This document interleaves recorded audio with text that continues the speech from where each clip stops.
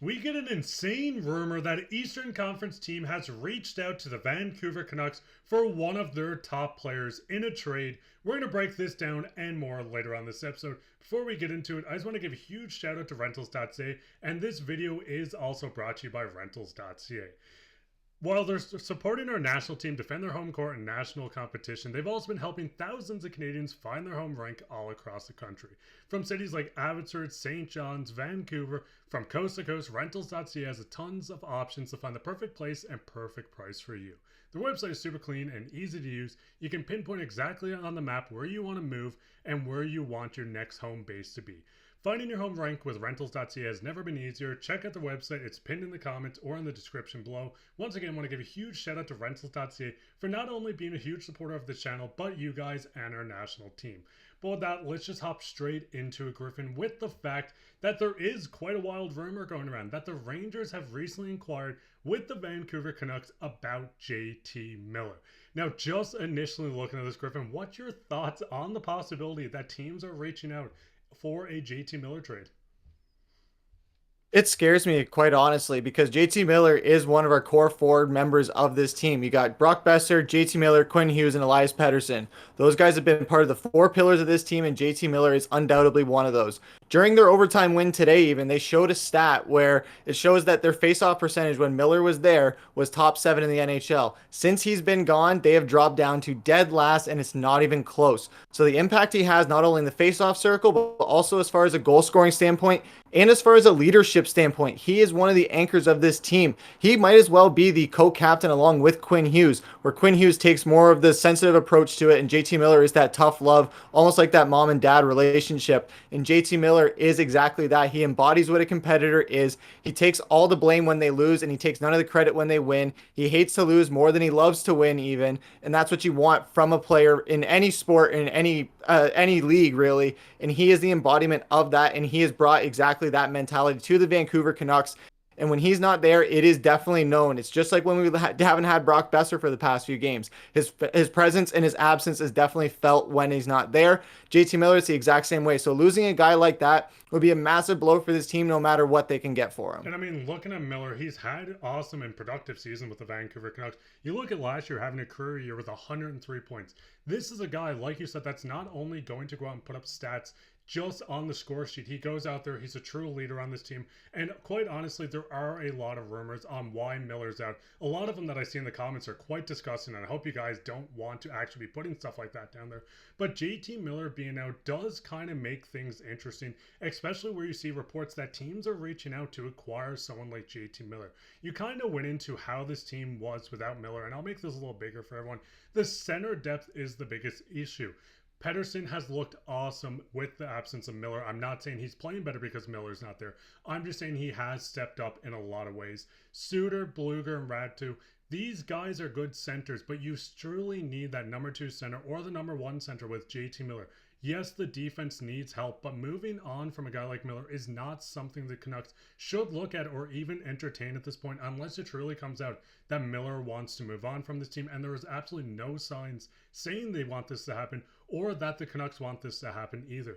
I mean, looking at just some stats, if you're looking at the top expected goals for percentage, JT Miller with Brock Boeser and DeBrusk on his wings is a top 6 line in the NHL. They played more minutes than the 5th place there. They played more minutes than 3rd, and that is defensive pairing. And the top pairing is also defensive pairing. So when you truly look at this, they've played almost the most minutes, and they're a top 3 line in the NHL. And it doesn't stop there because they are the top line with the Canucks. 70 minutes, you can see 10 games, a 71.2 expected goals percentage for. You see expected goals against per 40 or 60 is 1.44. This was and has been the Canucks' best line. Yes, DeBrusk, Pettersson, and Sherwood has looked great as well, but why move on from one of your top lines? You can still keep that line together of PD, DeBrusk, and Sherwood. Getting JT Miller back into this lineup, getting a 104 point score from last season back into this lineup is what the Canucks need to do. And like I said, Griffin, if the Canucks were going to trade Miller, do you think they could honestly get anything back that's going to cause it just such a big impact that he can on this lineup? Absolutely not. Not that I can see, especially with what we're going to talk about in a second of what they were initially considering before when this was a topic. It doesn't make any sense for Vancouver to do this in any stretch of the imagination. And unless they're getting one of New York's best guys, it makes no sense no matter what draft picks you're getting, what prospects you're getting. Miller is a sure thing, and those prospects and those draft picks are not. That is the one thing that they have to keep in mind. And other than that, why would you want to lose a guy like JT Miller where you have, look, like you just said, one of the best lines in hockey, the best line on this team. And again, now that Boeser is back, you can still keep Sherwood, DeBrusk, and Petey together. You can have Miller, Boeser, and you can alternate who you throw in there, whether it's Connor Garland, Dakota Joshua, anybody for that matter, and make sure that it holds it down on that back end. Yeah, that's the biggest thing. And looking at, like you said, you kind of alluded to, when the Rangers and Canucks discussed a Miller trade a few years back, this was when the Canucks first got him and they were going through a bit of a dry spell. The deal fell apart because the Rangers would not include a young defenseman like Braden Schneider. Now, thank God this trade did not go through. But the Canucks would likely need a change or for the Rangers to include another one of their top promising young players, perhaps K'Andre Miller, to move discussions forward. Now, looking at K'Andre Miller, if we're not looking at a JT Miller trade, if this is just, hey, we are going to acquire K'Andre Miller for draft picks, for draft capital, whatever it might be, yes, K'Andre Miller would fit this team any day of the week. Looking at Miller, 6'5" defenseman, 24 years old, still has room to grow. We've seen offensive upside with him with 30 points last year, 43 the year before. He's a big defenseman. Yes, a lot of Rangers fans that I've seen said his hockey IQ might not be the highest, but he's still a 6'5", 24-year-old defenseman.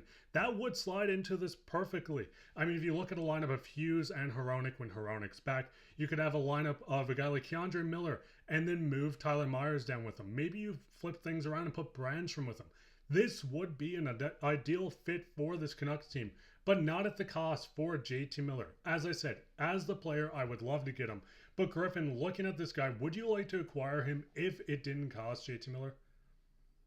Yeah, why not? I think you said it perfectly there, where he would fit in on this roster well, especially if he's paired with a guy like Brandstrom, or especially if they can see how they shuffle it around just to find where exactly he would fit. I think that could be something very interesting for Vancouver if they're willing to invest in that project. Just do not do it at the expense of JT Miller. Unless it's just paired with somebody else, like I said, there's no universe where that should even be considered for K'Andre Miller. If, like you said, it's for draft capital or for prospects, maybe go out and do that if they need to bolster down this defense, because it is proving that it is hurting both literally and metaphorically.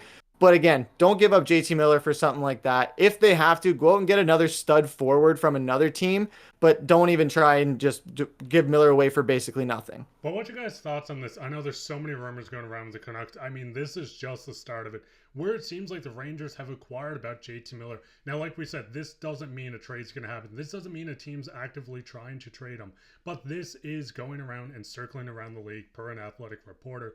But what's your guys' initial thoughts on this? What's your thoughts on maybe making a trade for a guy like K'Andre Miller? What would you give up for him? I know the Rangers are looking making moves, so it's going to be quite interesting to see what the Canucks do, and I don't think it's going to be JT Miller being moved. But what are your guys' thoughts on everything? Go down and leave a comment. While you're down there, leave a like, subscribe, share this with your friends. Once again, I want to give a huge shout out to Rentals. If you want to check out rentals.ca, check the pinned comment or the description below for any of your rental needs. But I've been your host, Mark, with my co-host, Griffin, and take care.